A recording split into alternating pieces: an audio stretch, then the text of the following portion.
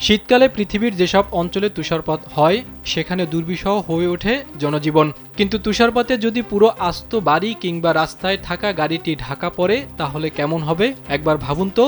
আর তেমনই এক পরিস্থিতি দেখা গেছে রাশিয়ার দূরপ্রাচ্যের শহর পেট্রোপাভলোভস্ক কামচাটস্কিতে, যেখানে অস্বাভাবিক ভারী তুষারপাতে জনজীবন পুরোপুরি বদলে গেছে। ওই অঞ্চলে এত বেশি তুষারপাত পড়েছে যে রাস্তায় পার্কিং করে রাখা গাড়িগুলো পুরোপুরি তুষারপাতের মাঝে তলিয়ে গেছে, এমনকি একজন মানুষও তুষারের মধ্যে ডুবে যাচ্ছে। দেশের মানুষের দৃষ্টিশক্তিকে সুরক্ষিত রাখার প্রত্যয় নিয়ে এলো সেফ এলইডি লাইট।